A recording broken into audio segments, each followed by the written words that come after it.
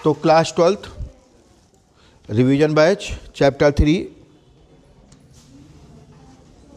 शांत रहो।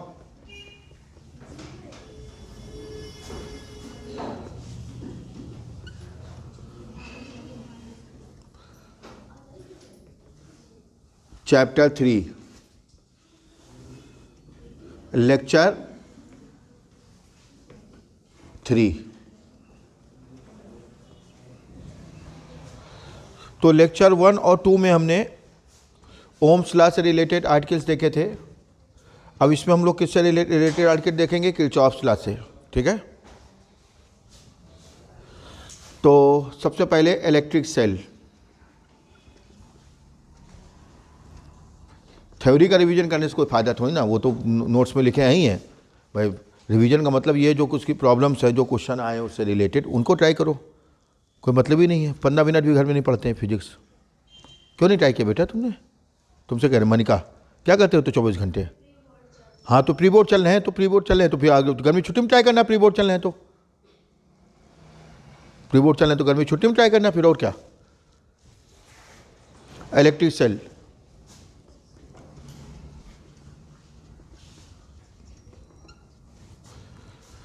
is a device in which electric cell and EMF of an electric cell.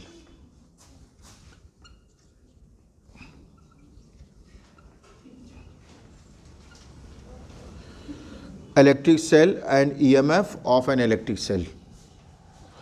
तो electric cell is a device in which chemical energy is converted into electrical energy. तो electric cell एक ऐसी device है जिसमें chemical energy को किस में convert किया जाता है? इलेक्ट्रिकल एनर्जी में। और इस इलेक्ट्रिकल एनर्जी से होता क्या है? किसी सर्किट में करंट के फ्लो को मेंटेन रखा जाता है। By which electric cell is a device in which chemical energy is converted into electric energy which is used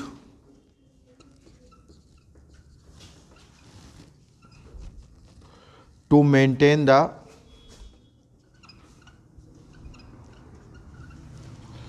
electric current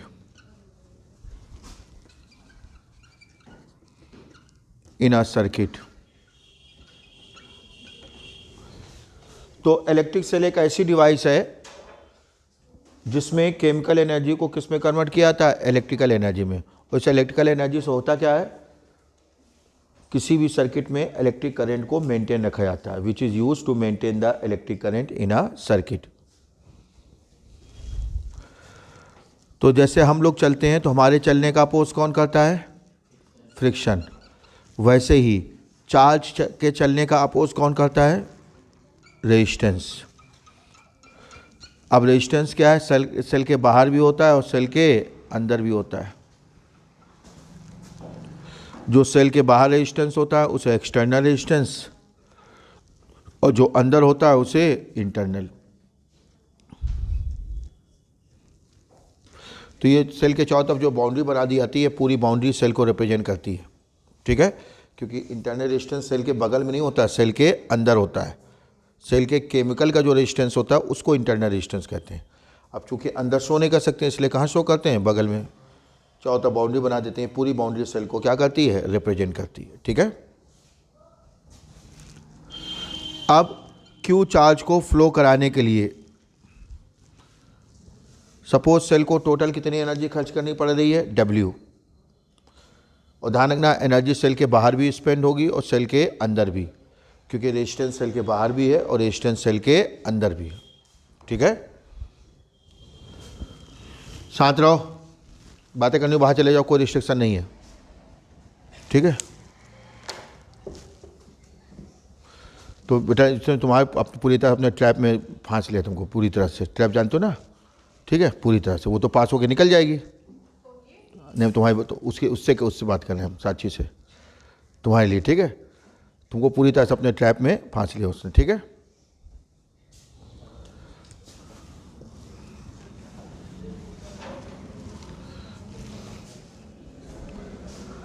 तो क्यू चार्ज को फ्लो कराने के लिए, to flow charge Q, cell को टोटल कितनी एनर्जी खर्च करनी पड़ेगी, W। क्यू चार्ज को फ्लो कराने के लिए सेल को टोटल कितनी एनर्जी खर्च करनी पड़ेगी, W मान लेते हैं। तो यूनिट चार्ज, शांत रहो बिल्कुल, यूनिट चार्ज को फ्लो कराने के लिए, यूनिट चार्ज का मतलब 1 कूलाम, W पार्ट, इसी को कहेंगे EMF ऑफ सेल। इसी को क्या बोलते हैं, EMF, कैपिटल E से रिप्रेजेंट करते हैं। यानी क्या डेफिनेशन आ गई, total energy spent by a cell to flow unit charge. जब भी हम यूनिट चार्ज कहते हैं तो इसका मतलब क्या होता है, 1 coulomb. Total energy spent by a cell to flow unit charge in the entire circuit, including cell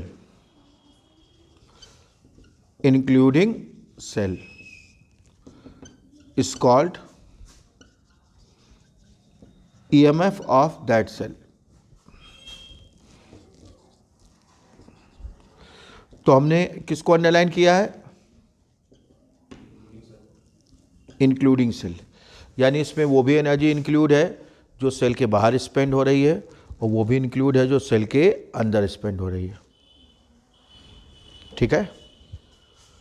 total energy spent by a cell to flow unit charge in the entire circuit including cell is called EMF of that cell, ठीक है।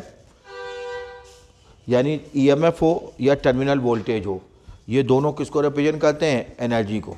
किसको represent करते हैं, लेकिन कौन सी energy को represent करते हैं, यूनिट चार्ज के लिए, ठीक है। यानी इनका जो यूनिट होगी वो एनर्जी की जूल होती है, लेकिन ये एनर्जी किसके लिए है, यूनिट चार्ज के लिए, तो जूल पर कूलाम, समझ गए। तो क्या आ जाएगा EMF सेल का, W/Q, यूनिट जूल पर कूलाम, क्या कहोगे इसे, वोल्ट। डायमेंशन फार्मूला, जूल का ml² T-2 और कूलाम का AT, यानी क्या आ जाएगा, ml² T-3 A-1।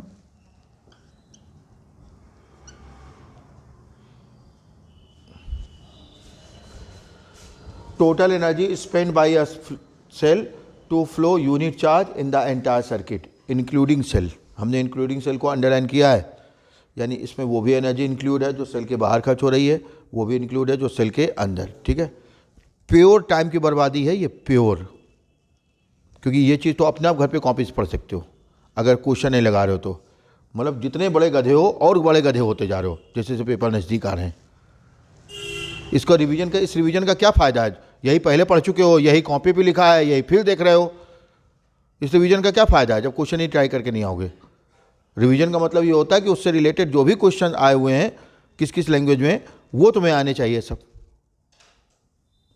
बता, 2-2 3-3 दिन बीत जाते हैं, 15 मिनट भी नहीं पढ़ते हैं physics.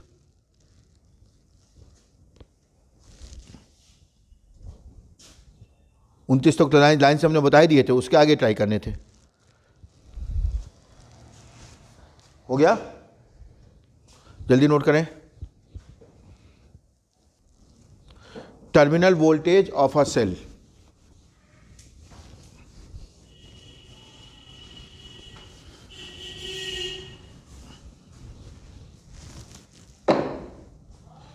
Terminal voltage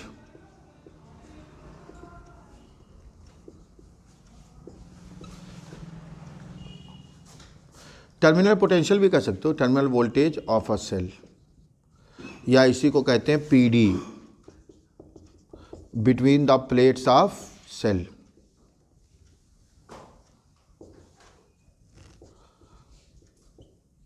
Plates of cell.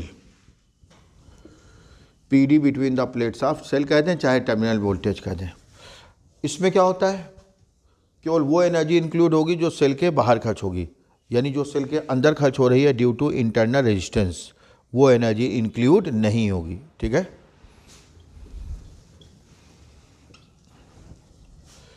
तो क्या कहेंगे, मान लेते हैं टू फ्लो चार्ज क्यू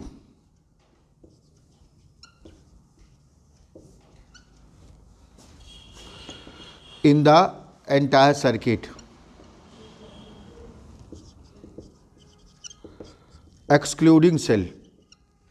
यहाँ पे वहाँ पे क्या आया था इंक्लूडिंग सेल, यहाँ पे क्या आ रहा है एक्सक्लूडिंग सेल। कितना वर्क करना पड़ा सेल को, W डैश फॉर एग्जांपल, क्योंकि टोटल एनर्जी को हम लोग W लिख चुके थे।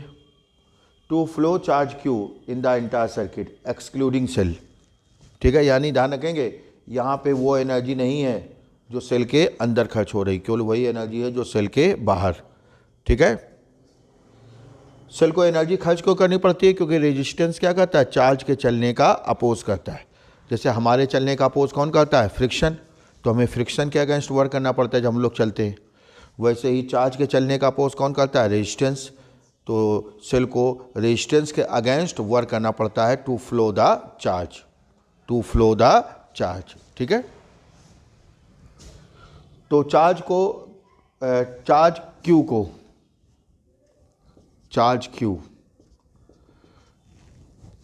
To flow the charge Q in the entire circuit excluding cell, कितनी एनर्जी खर्च करनी पड़े सेल को, W dash. To flow the unit charge को फ्लो करने के लिए कितनी एनर्जी खर्च करनी पड़ेगी, W डैश अपॉन Q। इसे कहेंगे टर्मिनल वोल्टेज। बस ध्यान क्या रखना है, इसमें वो एनर्जी इंक्लूड नहीं है जो सेल के अंदर खर्च हो रही है, केवल वो एनर्जी है जो सेल के बाहर खर्च हो रही है। ठीक है, तो क्या कहेंगे हम लोग, total energy spend by a cell to flow unit charge in the entire circuit. बस इंक्लूडिंग की जगह क्या आ जाएगा, एक्सक्लूडिंग, बाकी सेम डेफिनेशन है। ठीक है, तो अंदर बाहर मिला करके जो एनर्जी खर्च होती है वो EMF, और जो सेल के बाहर खर्च होती है वो टर्मिनल वोल्टेज, और दोनों एनर्जी किसके लिए होती हैं, यूनिट चार्ज के लिए। ठीक है,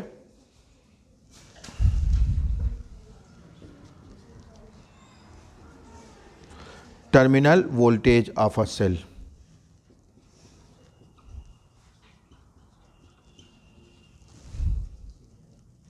W dash upon Q, unit वही, डायमेंशन फार्मूला ये नोट कर लें। ठीक है, हम फिर रिपीट कर रहे हैं, बार बार रिपीट कर रहे हैं। सेल के अंदर बाहर मिला करके जो एनर्जी स्पेंड होगी वो होगी EMF, और जो सेल के बाहर होगी वो टर्मिनल वोल्टेज। यानी टर्मिनल वोल्टेज में वो एनर्जी इंक्लूड नहीं होती है जो सेल के अंदर खर्च होती है, केवल वही एनर्जी इंक्लूड होती है जो सेल के बाहर। ठीक है, in the entire circuit excluding cell. Note करें जल्दी,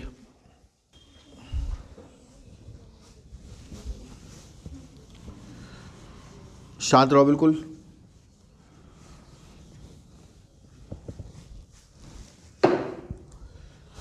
relation between E and V,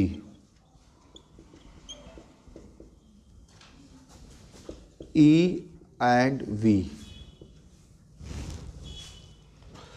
तो E क्या है, EMF ऑफ द सेल, और V क्या है, terminal voltage.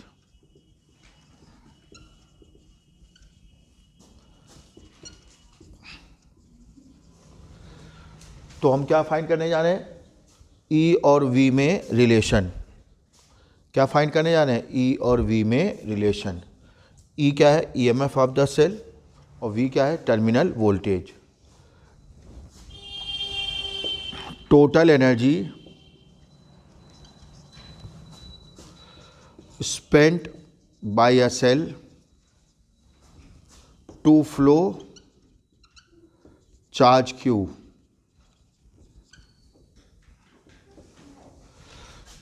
in the entire circuit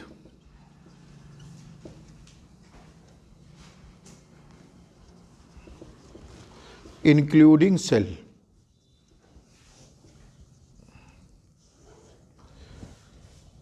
देखिए, तो यूनिट चार्ज को फ्लो करने के लिए सेल को कितनी एनर्जी स्पेंड करनी पड़ती है? ई, अंदर बाहर मिला करके। तो क्यू चार्ज को फ्लो करने के लिए कितनी एनर्जी खर्च करनी पड़ेगी? E Q. क्योंकि ईएमएफ की डेफिनेशन अभी हम लोगों ने देखी, यूनिट चार्ज को फ्लो करने के लिए सेल के बाहर और सेल के अंदर दोनों जगह यूनिट चार्ज को फ्लो करने के लिए सेल को टोटल जितनी एनर्जी खर्च करनी पड़ती है वो है ई। क्यू चार्ज को फ्लो करने के लिए कितनी एनर्जी खर्च करनी पड़ेगी? E Q. जब यूनिट चार्ज के लिए ई, तो क्यू चार्ज के लिए ई क्यू। अब चार्ज फ्लो हो रहा है मतलब करंट फ्लो हो रही है, Q equal to I T. ये टोटल एनर्जी हो गई spend by a cell to flow charge Q in the entire circuit including cell. Including cell, समझ गए? ई है यूनिट चार्ज के लिए, तो क्यू चार्ज के लिए कितनी एनर्जी हो जाएगी? E Q. अब निकालेंगे total energy spend by a cell to flow charge Q in the entire circuit excluding cell, यानी सेल के बाहर बाहर।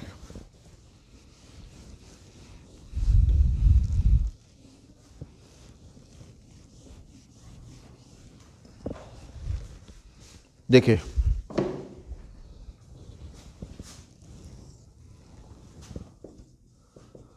Total energy spent by a cell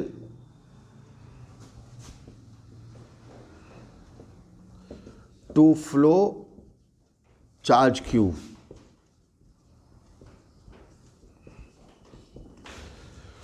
Total energy spent by a cell to flow charge Q in the entire circuit. वो भी entire circuit था, ये भी entire circuit, बस एक अंतर है, उसमें सेल इंक्लूड था, इसमें सेल इंक्लूड नहीं है, एक्सक्लूडिंग सेल। W आउट, क्योंकि ये सेल के बाहर खर्च हो रही है, वी क्यू। तो अभी हमने टर्मिनल वोल्टेज की डेफिनेशन देखी, सेल के बाहर यूनिट चार्ज को फ्लो कराने के लिए कितनी एनर्जी खर्च करनी पड़ती है सेल को? V। तो क्यू चार्ज के लिए कितनी हो जाएगी? We Q. ठीक है, यानी वी आई टी।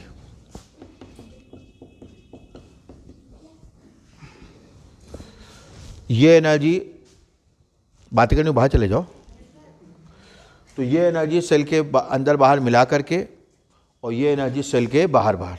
अब सेल के अंदर, जो सेल के अंदर एनर्जी खर्च होती है उसे बोलते हैं पोटेंशियल ड्रॉप। क्या बोलते हैं? लेकिन वो यूनिट चार्ज के लिए होती है। किसके लिए होती है? अगर क्यू चार्ज के लिए निकालना है तो क्यू का क्या करेंगे? मल्टीप्लाई। ठीक है, पोटेंशियल ड्रॉप को हम लोग स्मॉल वी से रिप्रेजेंट करते हैं। किससे रिप्रेजेंट करते हैं? स्मॉल। क्या होता है potential drop?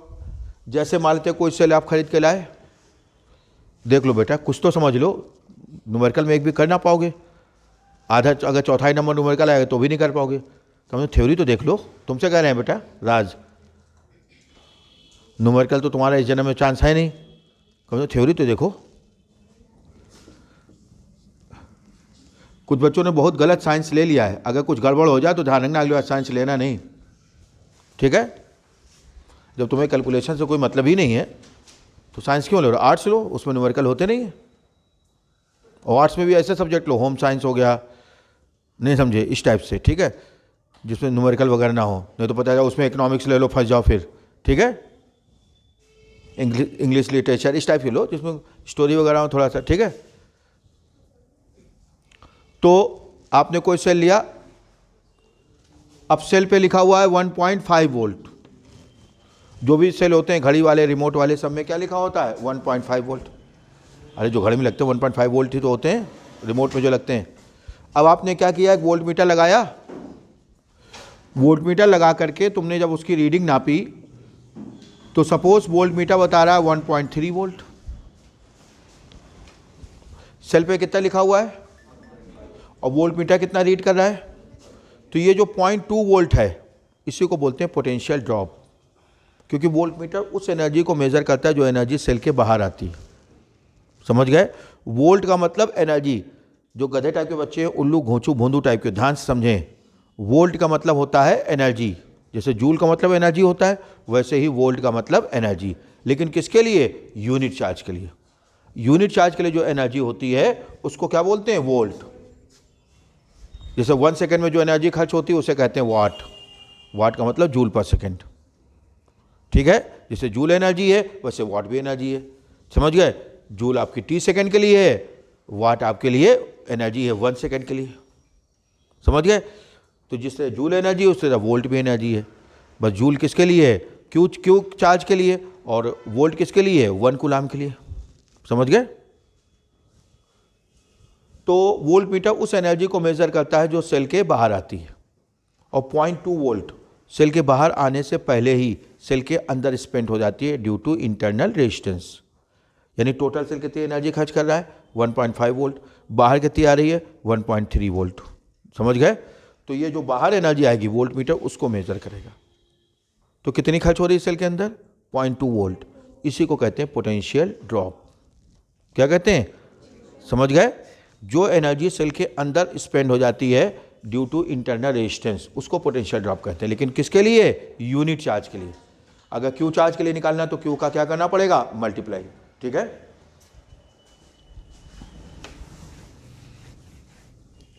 If the potential drop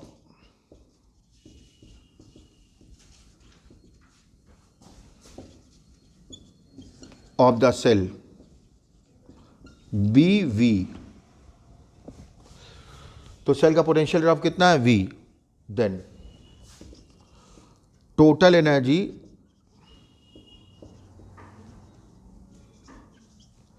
spent by the cell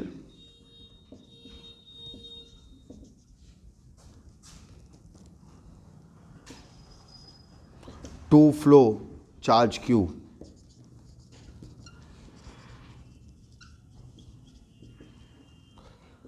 inside the cell.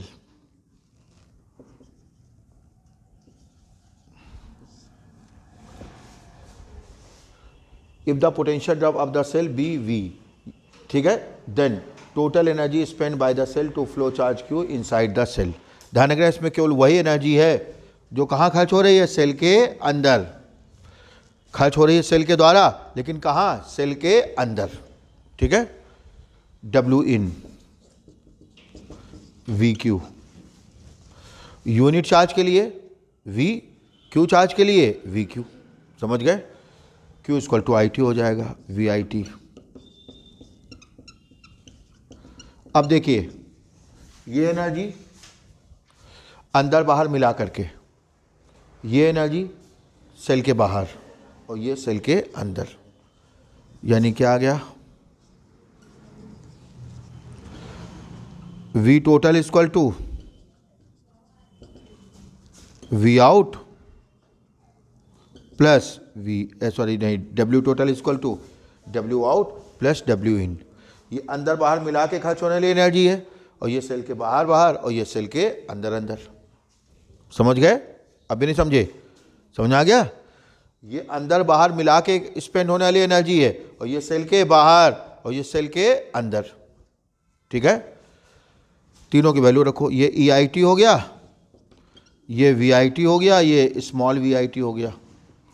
अब जो सेल के बाहर एनर्जी खर्च होगी वो किसके कारण? कैपिटल R के कारण। और जो अंदर खर्च हो रही है वो किसके कारण? स्मॉल r के।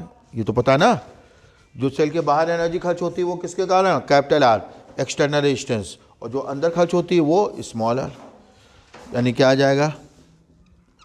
V equal to I into capital R। Capital V हो जाएगा I into capital R, small V हो जाएगा I इंटू स्मॉल r। फिलहाल अभी हम लोग कैपिटल V की वैल्यू नहीं रख रहे हैं। किसकी वैल्यू रख रहे हैं? स्मॉल v की। अभी थोड़ी देर बाद कैपिटल V के रखेंगे।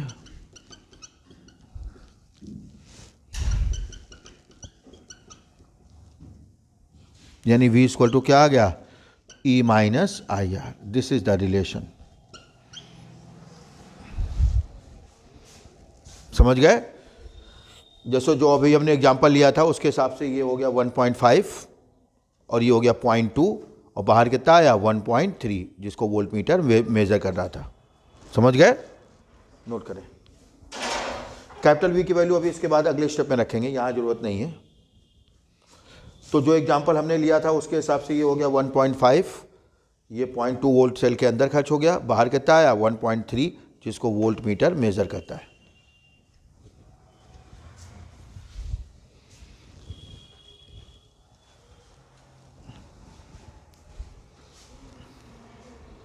क्या नहीं समझा हमसे पूछो।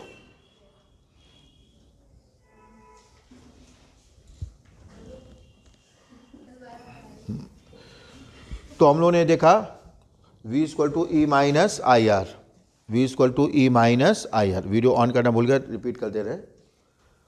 तो W total equal to W out plus W in, ये अंदर बाहर मिला के स्पेंड होने वाली एनर्जी है। ये सेल के बाहर बाहर और ये सेल के अंदर अंदर, ठीक है। W टोटल की वैल्यू क्या निकाली थी, E I T. W out की वैल्यू वी आई टी और W इन की value V I R. V I T I T common लेके क्या हो जाएगा, कैंसिल। अब कैपिटल V की वैल्यू क्या ले सकते हैं, I into capital R। Small v की value I into small r, क्योंकि जो सेल के बाहर एनर्जी खर्च होती है वो कैपिटल R के कारण और जो अंदर खर्च होती है वो स्मॉल r के। तो यहाँ फिलहाल स्मॉल v की वैल्यू रख रहे हैं, कैपिटल V की अगले स्टेप में रखेंगे। तो V equal to I into small r, इसको इधर ले गए, यानी V की वैल्यू क्या हो गई, E माइनस आई आर। यहाँ पर क्या देख रहे हैं कि टर्मिनल वोल्टेज की वैल्यू जो है वो EMF से हमेशा क्या होती है, कम। हमेशा नहीं कह सकते हो, जिस समय सेल डिस्चार्ज हो रहा है, जिस समय सेल क्या हो रहा है, डिस्चार्ज हो रहा है, मतलब करंट दे रहा है, उस कंडीशन में जो टर्मिनल वोल्टेज है वो EMF से कम, ठीक है। इस कंडीशन में अब हमें I की वैल्यू निकालनी थी, तो V equal to E minus I R, ये अभी हम लोगों ने देखा। और कैपिटल V की वैल्यू क्या होती है, I into capital R। Capital V की वैल्यू क्या रखी हमने, I इंटू कैपिटल R। ये आई आर इधर जाएगा, प्लस हो गया, इन दोनों से I को कॉमन ले लिया, ब्रैकेट में क्या बचेगा, capital R plus small r, divide कर दिया, I आ गया। अब हमें स्मॉल r निकालना, फिर से उसको यूज़ करेंगे। V equal to E minus I R को उधर ले गए, V को उधर ले गए, इन दोनों से V कॉमन ले लिया। जब अंदर घर जाके V का मल्टीप्लाई करोगे फिर वही आ जाएगा। I से डिवाइड कर दिया, V अपॉन I क्या हो गया, capital R। V equal to I R होता है तो V अपॉन I क्या हो जाएगा, कैपिटल R। ये स्मॉल r की वैल्यू हो गई। क्लियर, नोट कर लिया सबने, ठीक। अब इसमें कुछ कंडीशंस देखेंगे सेल के लिए।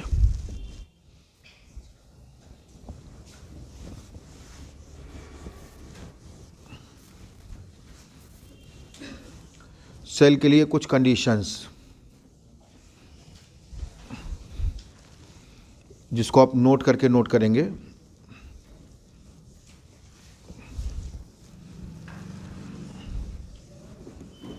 देखिए,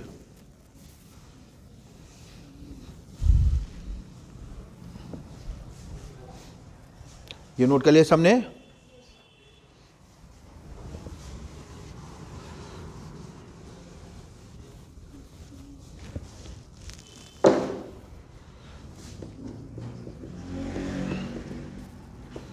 इन which condition V is less than E,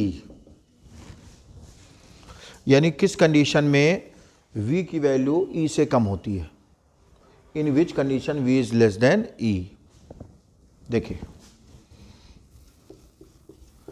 it happens during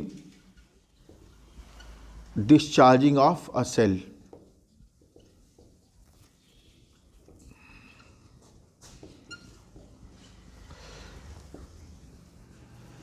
discharging को अंडरलाइन कर लें, ड्यूरिंग डिस्चार्ज ऑफ सेल कह दो, बात एक ही।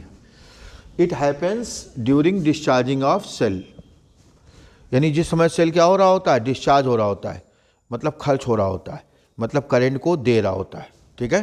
तुम लोग लिख नहीं रहे हो कुछ,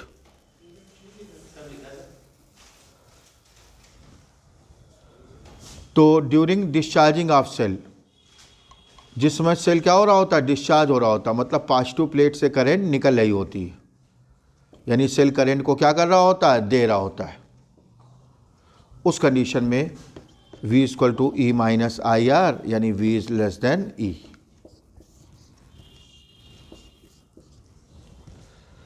कैसे पता चलता है कोई सेल डिस्चार्ज हो रहा है, अगर पॉजिटिव प्लेट से करंट निकल रही है तो सेल डिस्चार्ज हो रहा है, और पॉजिटिव प्लेट में करंट अगर एंटर कर रही है तो सेल क्या हो रहा है, चार्ज हो रहा है, ठीक है। तो V की वैल्यू E से कम कब होती है? जब सेल क्या हो रहा होता है? डिस्चार्ज हो रहा होता है, मतलब करंट दे रहा होता है, यानी पॉजिटिव प्लेट से करंट निकल रही होती है। ठीक है। Second condition,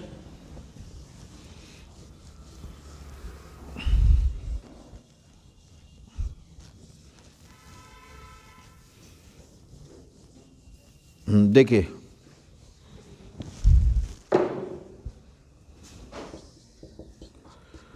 in which condition V is greater than E? It happens during, शांत रहो, चार्जिंग ऑफ अ सेल। तो वहां पे हमने किसको अंडरलाइन किया था? डिस्चार्जिंग को। और यहाँ पे किसको अंडरलाइन किया हमने? चार्जिंग को। यानी सेल करंट दे नहीं रहा है, ले रहा है, मतलब पॉजिटिव प्लेट से करंट निकल नहीं रही है, पॉजिटिव प्लेट में करंट एंटर हो रही है। अच्छा, ऐसा होता कब है? जब किसी सेल के अपोजिट में उससे बड़ा सोर्स लगा देते हैं, यानी उससे बड़ा सेल। समझ गए? एग्जाम्पल देखो, जैसे एक सेल ये है और एक सेल ये है।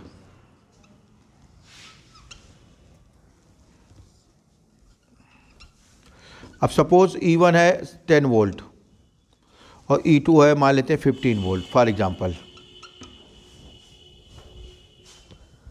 इसका इंटरनल रेजिस्टेंस कितना है? R1 और इसका इंटरनल रेजिस्टेंस कितना है? R2। क्लियर? अब ऐसे दो सेल लगा दिए गए। अब सेल E1 कहाँ करंट भेजना चाहेगा? टुवर्ड्स राइट, क्योंकि पॉजिटिव प्लेट से करें। बड़ी प्लेट किसको रिप्रेजेंट करती है? पॉजिटिव प्लेट को, छोटी प्लेट निगेटिव प्लेट को। तो सेल E1 करंट फ्लो कराना चाहेगा towards right, cell E2 current flow कराना चाहेगा टुवर्ड्स लेफ्ट। जीतेगा कौन? E2, क्योंकि ज़्यादा पावरफुल है। यानी जब हम इसके लिए टर्मिनल वोल्टेज निकालेंगे तो क्या होगा? V1 equal to E1 plus IR1, क्योंकि ये क्या हो रहा है? चार्ज हो रहा है। करंट ऐसे जाएगी ना, अगर पॉजिटिव प्लेट से निकल रही है तो हम कहते हैं वो सेल क्या हो रहा है? डिस्चार्ज हो रहा है। और पॉजिटिव प्लेट में अगर एंटर कर रही है तो वो सेल क्या हो रहा है? चार्ज हो रहा है। और जब डिस्चार्ज होता है तब क्या रिलेशन होता है? V equal to E minus IR। और जब चार्ज होता है तो V equal to E plus IR। समझ गए? तो E1 E2 में से कौन डिस्चार्ज हो रहा है? E2। कुछ नहीं जान पाते हैं। तो ये सेल करंट दे रहा है तो ये डिस्चार्ज हो रहा है, यानी इसके लिए रिलेशन क्या होगा? V2 equal to E2 minus IR2। I same होगा दोनों में, क्योंकि सीरीज में जो करंट ये भेजेगा वही तो ये लेगा। यानी यहाँ पे जो V2 है वो E2 से क्या होगा? कम, लेकिन यहाँ पे जो V1 है वो E1 से ज़्यादा। वहाँ पे चार्ज हो रहा है और ये डिस्चार्ज हो रहा है।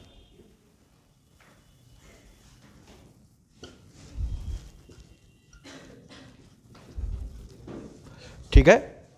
तो अगर पॉजिटिव प्लेट से करंट निकल रही है तो वो डिस्चार्ज हो रहा है, और पॉजिटिव प्लेट पे करंट एंटर कर रही है, बाहर जा सकते, कोई रिस्ट्रिक्शन नहीं है। तो पॉजिटिव प्लेट से करंट अगर निकल रही है तो वो डिस्चार्ज हो रहा है, पॉजिटिव प्लेट में एंटर कर रही है तो वो क्या हो रहा है? चार्ज हो रहा है। तो ये चार्ज हो रहा है, ये डिस्चार्ज हो रहा है। जब डिस्चार्ज होगा तो V equal to E minus IR, और जब चार्ज होगा तो V equal to E plus IR। समझ गए? अगर मान लेते हैं दोनों 10-10 होते तो दोनों कहाँ जाते? ओपन सर्किट पे, ना वो करंट भेजता ना वो करंट भेजता, तब V की वैल्यू E के इक्वल हो जाती। ठीक है? अभी नहीं समझे? सेल के साथ तीन ही कंडीशन होती हैं, या तो सेल डिस्चार्ज होता है, या फिर चार्ज होता है, या फिर ओपन सर्किट। बस तीन ही कंडीशन। ठीक है? डिस्चार्ज होगा तो V is less than E, charge होगा तो V is greater than E, और जब ओपन सर्किट होगा तो V इक्वल टू E। ठीक है? It happens during charging of a cell. तब क्या रिलेशन होता है? V equal to E plus IR, यानी V is greater than E। Third condition, in which condition, शांत रहो, जिनको जाना है जा सकते हैं घर, कोई रिस्ट्रिक्शन नहीं, जाना है। In which condition V equal to E, it happens in two conditions, तो ऐसा दो कंडीशन में होता है। पहली कंडीशन क्या, either the cell is at open circuit,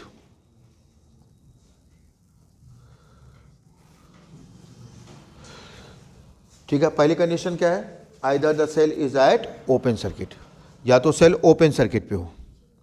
open circuit क्या होता है, I equal to zero. Open circuit क्या होता है, आई इक्वल टू जीरो। और जब आई जीरो हो जाएगा तो चाहे जहां रख दो, that is I equal to zero, hence V equal to E. तो आई जीरो चाहे आप इक्वेशन 1 में रख दो, चाहे इक्वेशन 2 में रख दो। तो यहाँ पे आई जीरो रखेंगे तब भी वी इक्वल टू ई हो जाएगा, यहाँ आई जीरो रखेंगे तब भी वी इक्वल टू ई हो जाएगा।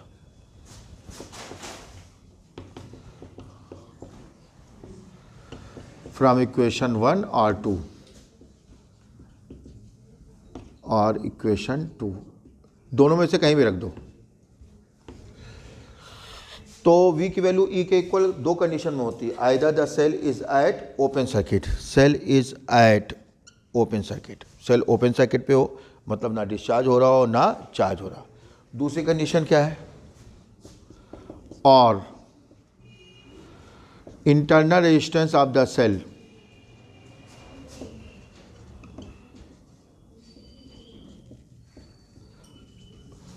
Cell is negligible. तो दो कंडीशन, या तो ओपन सर्किट पे हो या स्मॉल आर क्या हो, निग्लेजिबल। तो जब निग्लेजिबल हो जाएगा तो वी की वैल्यू अप्रॉक्स ई के इक्वल, एग्जैक्टली नहीं होगी, अप्रॉक्स। कौन बातें कर रहा है, शांत रहो। अप्रॉक्स ई के इक्वल हो जाएगी। तो तीन कंडीशन हो गई। V की वैल्यू E से कम कब होगी, during discharging of a cell. E से ज़्यादा कब होगी, during charging of a cell. और इक्वल कब होगा, या तो ओपन सर्किट पे हो या फिर स्मॉल आर निग्लेजिबल हो। ठीक है, नोट करें, बहुत इंपॉर्टेंट पॉइंट है ये सेल के लिए। किरचॉफ्स लॉ, नोट किया तीनों पॉइंट।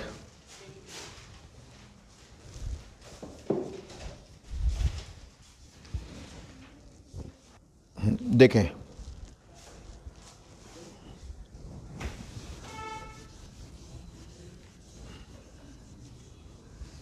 इसको भी एग्जांपल करके नोट कर लेना, ध्यान रहेगा कब कोई सेल डिस्चार्ज होता है कब चार्ज होता है।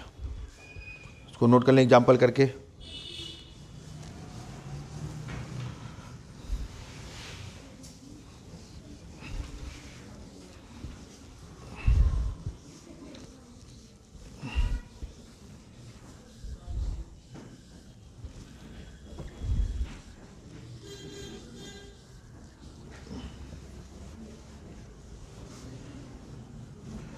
देखिए,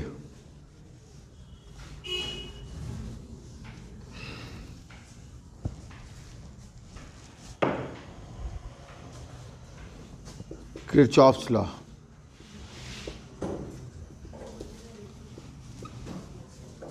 Kirchhoff's laws for electrical circuit.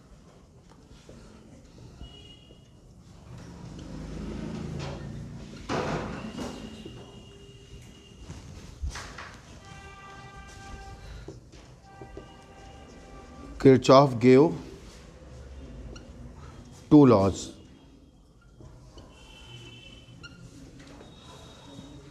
About electrical circuit.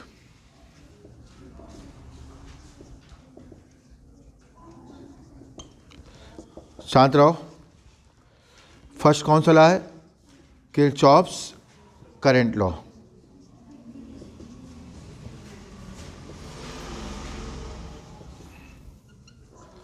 Short में क्या कहते हैं, केसीएल। इट स्टेट्स, यहां तक पहुंचे।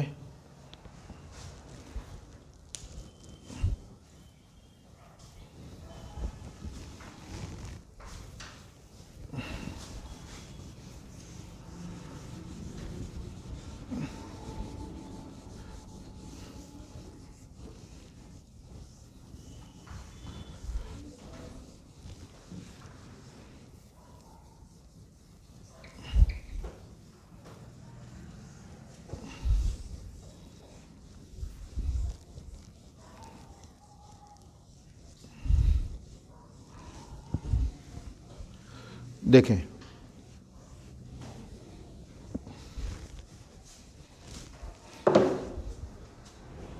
लिखे,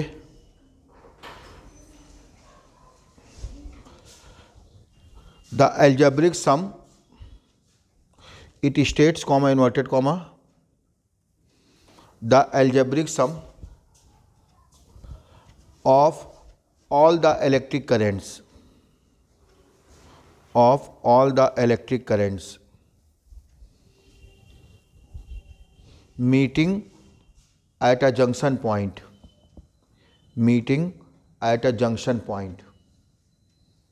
of an electrical circuit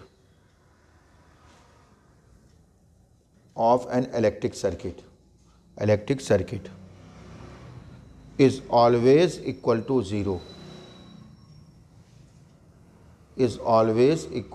zero, inverted comma closed. Next line से लिखें, it is based on the principle of conservation of charge. It is based on the principle of conservation of charge. Conservation of charge को underline कर लेना, conservation of charge, ठीक है। तो ये जो KCL है ये किस पे बेस्ड है, कंजर्वेशन ऑफ चार्ज पे। ना तो चार्ज को हम प्रोड्यूस कर सकते हैं ना डिस्ट्रॉय कर सकते हैं, जितना आएगा उतना ही जाएगा, ठीक है। जब हम एल्जेब्रिक सम कहते हैं, क्या कहते हैं, इसका मतलब होता है सम विथ साइन, ठीक है। तो जो इनकमिंग करेंट्स हैं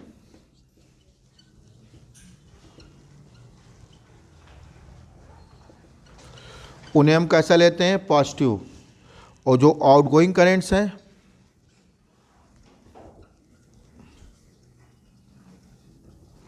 उन्हें कैसा लेते हैं हम, निगेटिव। तो इनकमिंग करेंट्स को पॉजिटिव लेते हैं, आउटगोइंग करंट को निगेटिव लेते हैं, ठीक है।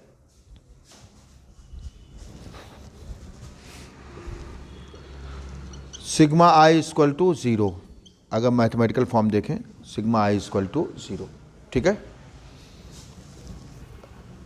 एग्जाम्पल देखें इसका। अब जैसे कोई जंक्शन है, ये करंट I1 जो है जंक्शन की ओर आ रही है, I2 जंक्शन से दूर जा रही है, I3 जंक्शन से दूर जा रही है, I4 जंक्शन की ओर आ रही है, I5 जंक्शन से दूर जा रही है। ये जंक्शन हो गया, जहाँ पे बहुत सारे वायर जुड़े होते हैं उससे क्या बोलते हैं, जंक्शन। तो I1 जंक्शन की ओर आ रही है, पॉजिटिव, अकॉर्डिंग टू KCL। शांत रहो, बाहर चले जाओ, बात करनी हो तो, ठीक है। मतलब जो हम तो डूबेंगे, तुमको भी लेके डूबेंगे। कई बच्चे इसी प्रिंसिपल पे चल रहे हैं, हम तो डूबेंगे ही, तुमको भी लेके डूबेंगे। तो I1 इनकमिंग करंट है, भाई अकेले क्यों जाएं, साथ में लेके जाएं। तो I1 जो है वो पॉजिटिव है क्योंकि इनकमिंग करंट है, I2 निगेटिव है, आउटगोइंग, I3 निगेटिव है, आउटगोइंग, I4 पॉजिटिव इनकमिंग, और ये निगेटिव। सबका सम कितना होगा, 0। पॉजिटिव निगेटिव निगेटिव, कोई भी कैसे भी ले लो। अब निगेटिव वाले सब उधर ले जाओ, I1 plus I4 equal to I2 plus I3 plus I5, यानी sum of incoming currents equal to sum of outgoing currents. Sum of incoming currents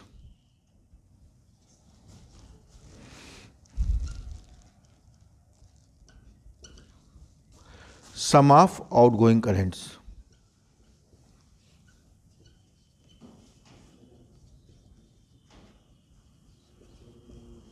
यानी जितनी करंट आएगी उतनी करंट जाएगी, मतलब जितना चार्ज आएगा उतना जाएगा। इसलिए ये law of conservation of charge पे बेस्ड है। अब किरचॉफ्स वोल्टेज लॉ, KVL,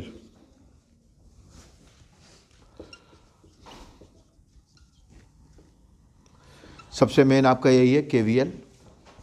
इसी पे बेस्ड सारे न्यूमेरिकल्स होंगे। व्हीट स्टोन ब्रिज भी इसी पे बेस्ड है। किरचॉफ्स वोल्टेज लॉ,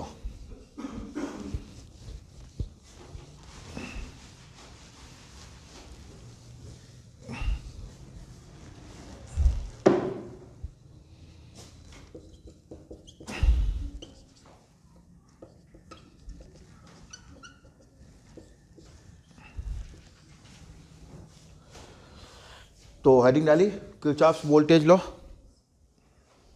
ये पूरा नोट करने के बाद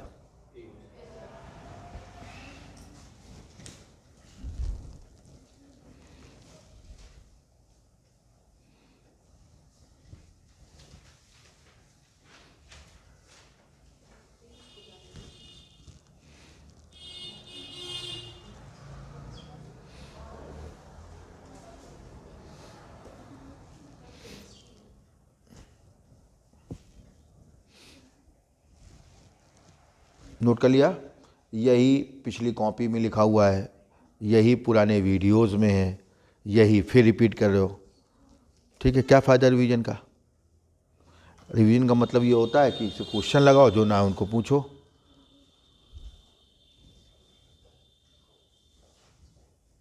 लिखिए,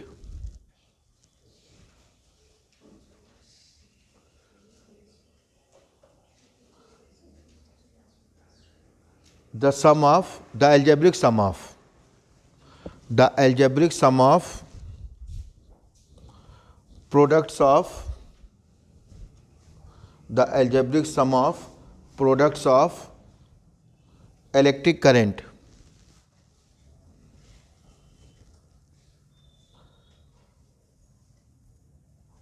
the algebraic sum of क्या लिखा? the algebraic sum of products of electric current and corresponding resistances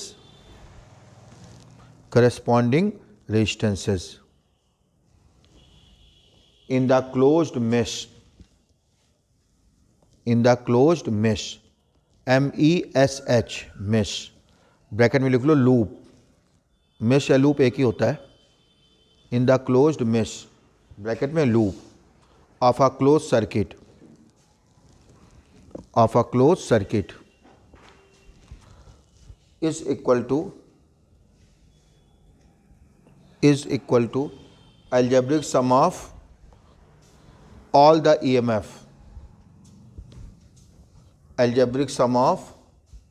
EMF working in that loop कह दो, मेश कह दो, working in that loop inverted comma closed. यानी आई और आर के प्रोडक्ट का एल्जेब्रिक सम, ईएमएफ के एल्जेब्रिक सम के इक्वल होता है। लेकिन कौन से ईएमएफ? जो उस मेश में वर्क कर रहे हैं। ठीक है, नोट कर लेंगे। That is sigma I R equal to sigma I. यहां तक लिखा। इसके आगे लिखें, इट इज बेस्ड, किस पे बेस्ड है ये? बोलो, कंजर्वेशन ऑफ एनर्जी, क्योंकि ये भी वोल्टेज है, ये भी वोल्टेज है। वोल्टेज का मतलब energy. It is based on the principle of conservation of energy. Conservation of energy को अंडरलाइन कर लें। It is based on the principle of conservation of energy.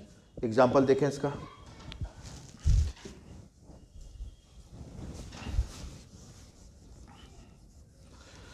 तो केवीएल यूज़ करने से पहले हमें ये डिसाइड करना होता है किस रेजिस्टेंस में कितनी करंट है, चाहे हम किसी आर्टिकल में यूज़ कर रहे हो या न्यूमेरिकल्स में।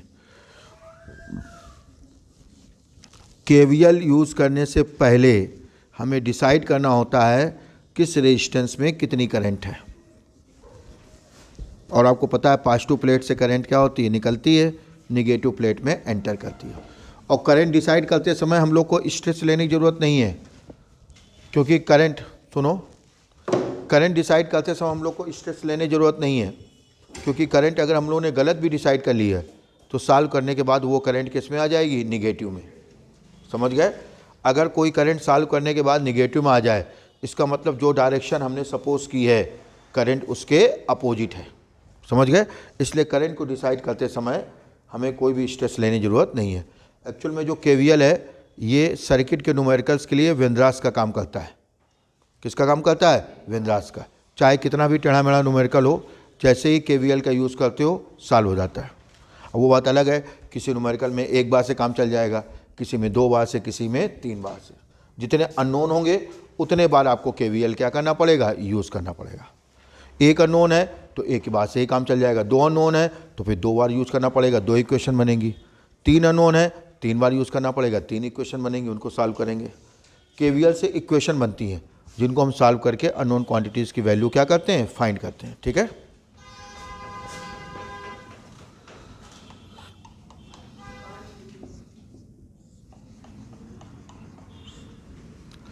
तो जब भी केसीएल या केवीएल या किरचॉफ्स लॉ दोनों ही पूछते हैं तो एग्जाम्पल ज़रूर लिखेंगे।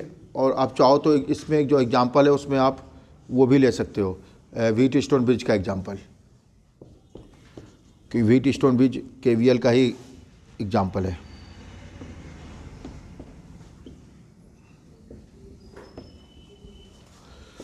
तो हम बार बार रिपीट कर रहे हैं, केवीएल यूज़ करने से पहले हमें डिसाइड करना होता है, चाहे कोई न्यूमेरिकल हो चाहे कोई आर्टिकल हो, केवीएल यूज़ करने से पहले हमें डिसाइड करना होता है किस रेजिस्टेंस में कितनी करंट है।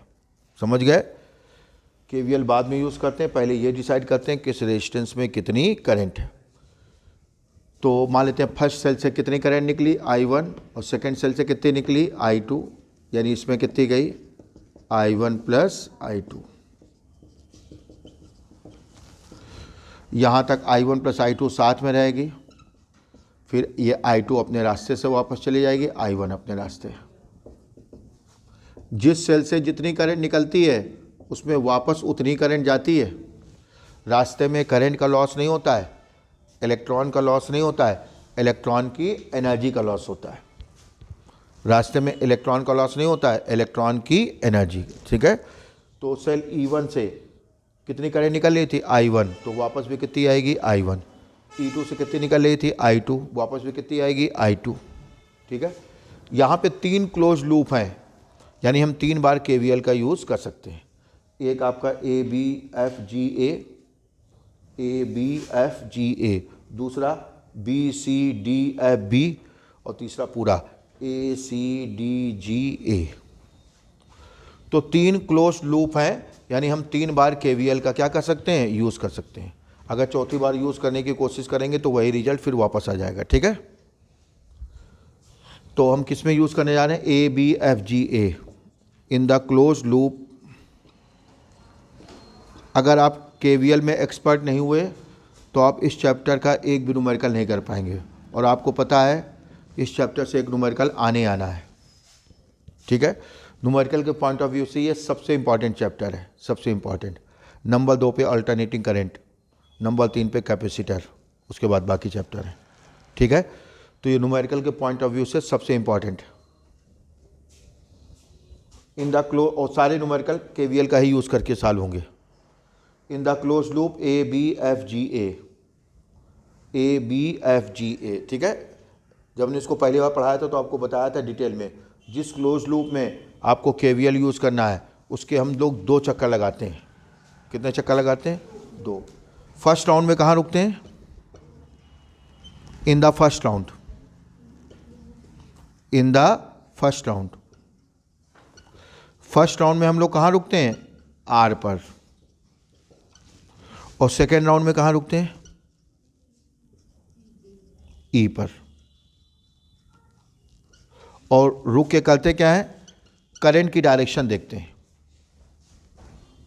ठीक है, तो जिस क्लोज लूप में आपको KVL यूज़ करना है, जिन बच्चों ने पहले नहीं पढ़ा वो ध्यान समझें, नोट भले बाद में कर लेना, लास्ट आज कार्ड के लिए। ठीक है, तो जिस क्लोज लूप में आपको KVL यूज़ करना है, जिस क्लोज लूप में क्या यूज़ करना है, उस क्लोज लूप के आप क्या करेंगे, 2 चक्कर लगाएंगे। कितने चक्कर लगाओगे, 2। चाहे वो क्लॉकवाइज लगाओ चाहे एंटी क्लॉक, वो आपकी इच्छा है। बस ये ध्यान रखेंगे, पहला चक्कर क्लॉकवाइज लगाया है तो दूसरा कैसे लगाएंगे, क्लॉकवाइज ही। एंटी क्लॉकवाइज लगाओगे तो वो काटा जाएगा, उसके पहले के 2 काटे जाएंगे, उसके बाद के 2। ठीक है, तो पहला अगर क्लॉकवाइज लगाया तो दूसरा भी क्लॉकवाइज लगाओगे, पहला एंटी क्लॉकवाइज लगाया तो दूसरा भी जैसा पहला वैसे दूसरा, ये नहीं एक क्लॉकवाइज एक, ऐसा नहीं करेंगे। ठीक है, तो फर्स्ट राउंड में कहाँ पे रुकेंगे, R पे, और सेकेंड राउंड में कहाँ पे रुकेंगे, E पे। और रुक के करते क्या है, करंट की डायरेक्शन देखते हैं। क्या देखते हैं, इसीलिए KVL यूज़ करने से पहले हमें डिसाइड करना होता है किस रेजिस्टेंस में कितनी करंट है। समझ गए, नहीं समझे? KVL यूज़ करने से पहले हमें डिसाइड करना होता है किस रेजिस्टेंस में कितनी करंट है। बात समझ आ रही है? तो देखिए हम 2 चक्कर लगाना है, जैसे लिखा वैसे चलो, बस कोई दिक्कत ही नहीं। जैसे हमने ABFGA लिखा तो ABFGA चलो, अगर हमने AGFBA लिखा होता तो वैसे चलते, जैसे लिखा वैसे चलो बस। तो A से चलना स्टार्ट करेंगे, A से B, चलो चलो चलो चलो, कोई मिला नहीं। B से कहाँ जाना है? F, चलो चलो चलो चलो चलो चलो, रुको, जहाँ R मिल जाए वहाँ रुक जाओ। हम जा रहे हैं टूवर्ड्स राइट, करंट किधर से आ रही? Towards left, -I2R2। समझ गए? लेफ्ट हैंड साइड में क्या लेना हमें? IR, और राइट हैंड साइड में क्या लेना? E। समझ गए? हमें A से कहाँ जाना है? B पे, B से कहाँ जाना है? F पे, F से कहाँ जाना है? G पे, और G से कहाँ जाना है? A पे। बस 2 चक्कर लगाने हैं। फर्स्ट राउंड में कहाँ रुकेंगे? R पे, सेकेंड राउंड में E पे, बस। और रुक के करना क्या होता है? करंट की डायरेक्शन देखनी होती है। रुक के क्या करना होता है? करंट की डायरेक्शन। जिधर हम जा रहे हैं करंट उधर ही पॉजिटिव, जिधर हम जा रहे हैं करंट उसके अपोजिट निगेटिव। समझ गए? लेफ्ट हैंड साइड में क्या लेंगे हम लोग? IR, राइट हैंड साइड में क्या लेंगे? E। ठीक है, तो यहाँ पे रुके, हम जा रहे हैं टूवर्ड्स राइट, करंट किधर से आ रही? Towards left, -I2R2, I2R2। आगे बढ़ेंगे F के बाद G, कोई मिला नहीं। G के बाद A, चलो चलो चलो चलो, रुको, R मिल गया ना। हम जा रहे हैं टूवर्ड्स लेफ्ट, करंट भी कहाँ जा रही? Towards left, +I1R1 equal to, 1 round complete हो गया। 2 ही तो रेजिस्टेंस है, 2 जगह रुकना है। समझ गए? गिन लो कितने रेजिस्टेंस है, उतने जगह रुकना है बस आपको। ठीक है, अब जब दूसरा चक्कर लगाएंगे तो कहाँ रुकेंगे? सेल पे। और कितने सेल हैं? 2। इस क्लोज लूप में 2 सेल है ना, तो 2 जगह रुकना पड़ेगा बस। फिर से चलना स्टार्ट करो। A से B, कोई सेल मिला नहीं। B से F, ये सेल मिल गया, रुक जाओ। हम जा रहे हैं टूवर्ड्स राइट, करंट किधर से आ रही? Towards left, -E2। Right hand side में केवल E है, EI नहीं है, केवल E। समझ गए? नहीं समझे? आगे बढ़े, B से F, F से G, G से यहाँ रुक गए। हम जा रहे हैं टूवर्ड्स लेफ्ट, करंट भी towards left, +E1। Equation number first आ गया। अगर हम यहाँ पे दोनों बार कैसे चले हैं? Anti clockwise. अगर हम क्लॉकवाइज चलते दोनों बार तो जो प्लस था वो माइनस आ जाता, जो माइनस था वो प्लस। सेम ये इक्वेशन आ जाती। ठीक है, अब हम किस में लगाने जा रहे हैं? BCDFB in the close loop, BCDFB चलेंगे। B से चलो, कोई R मिला नहीं, यहाँ रुकेंगे, +I1 + I2 इंटू R3, बस एक सेल, दूसरा ये रेजिस्टेंस, यहाँ रुकेंगे, +I2 R2। ठीक है, दूसरा राउंड, +E2। दोनों जगह हमने एंटी क्लॉकवाइज चले, सब पॉजिटिव हो गए। अगर क्लॉकवाइज चलते तो सब क्या हो जाते हैं? निगेटिव। समझ गए? किसी इक्वेशन में सारे पॉजिटिव हो या सारे निगेटिव, बात तो एक ही। नहीं समझे? अब किस में लगाने जा रहे हैं? ACDGA in the close loop, ACDGA। यहां चलना स्टार्ट करेंगे। A से C, कोई R मिला नहीं, C से D, ये R मिल गया, +I1 + I2 R3। कोई भी डाउट हो तुरंत पूछें, आगे बढ़ो। D के बाद G, +I1 R1 equal to, दूसरे चक्कर में कहाँ रुकेंगे? सेल पे, +E1। समझ गए? नोट करें, घर जाके इसकी बार बार प्रैक्टिस करें जिन्होंने पढ़ा नहीं है। ठीक है, क्योंकि इस चैप्टर के आर्टिकल्स, न्यूमेरिकल सब KVL पे ही बेस्ड हैं। ठीक है, न्यूमेरिकल के लिए सबसे इंपॉर्टेंट चैप्टर है ये।